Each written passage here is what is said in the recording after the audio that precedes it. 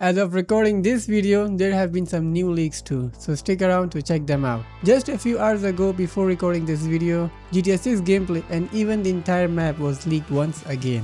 Around daylight on August 18, clips of GTA 6 began appearing on Twitter and Reddit that were supposedly leaked by a group known as CyberLeak.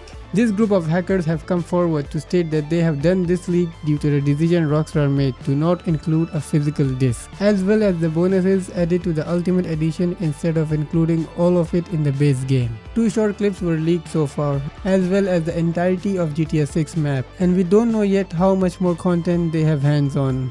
But in today's video, I will be overanalyzing the leaks and tell you exactly what's going on. Now, you might be thinking that this might be fake given the amount of fake leaks that we have been subjected to in the past. But one of the biggest indicators proving that these are in fact real is that these clips have been aggressively taken down by Rockstar and Take-Two Interactive on both YouTube and Twitter X. Which means that for obvious reasons, I will not be showing the leaks in this video. So I wanted to go over and cover some interesting stuff that we saw from the leak that people may want to know. The first thing I want to quickly point out for the people who have seen the leaks is that it seems that they were recorded sometime after late 2023. When people took a look at the metadata of these clips, it showed that the FFmpeg builds the clips were recorded with came out sometime in late 2023. However, when the actual footage of the game was recorded is completely unknown. But when it comes to what we have seen in the clips, there is quite a lot of things we saw. One of the clips features a 1 minute and 10 seconds clip that takes place in Jason's backyard, where he is playing basketball. The clip starts with the Jason standing on his deck. In the top right, we can see two different money icons. One features an icon with wallet, which implies this is the money we currently have on us, and the other has an icon of a house. So, from the looks of it, we will have a safe at home that we can use to store our excess cash, so that we don't lose it when we are either busted or killed. On Jason's deck, we also see yet another bench press, which pretty much confirms that there will be a weight system in the game. This also makes it seem like the weightlifting that we saw in trailer 2. We also got a slight look at the walking and parkour movement of Jason. Jason's car also features a little J on the icon.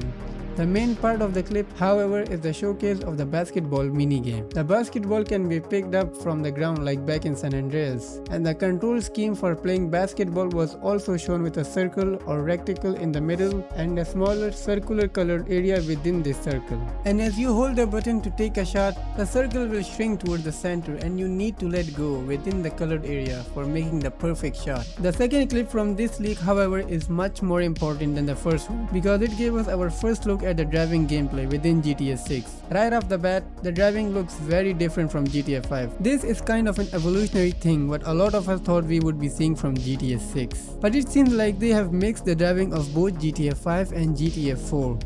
But the car in the clip does seem to have much more movement in the suspension like you would normally see in GTA 4. Jason's car is also hit by a much larger vehicle, in fact a post-op van. But when it is hit, you can see a much more noticeable amount of body damage that occurs on the car when it is hit. We also see a sneak peek at the combat system within the game, showing Jason throwing a jump kick when getting attacked by the NPC who ran into him. And then it seems to show the combat that looks very similar to RDR2 in my opinion. The attacking NPC was also carrying a wrench when he attacked Jason.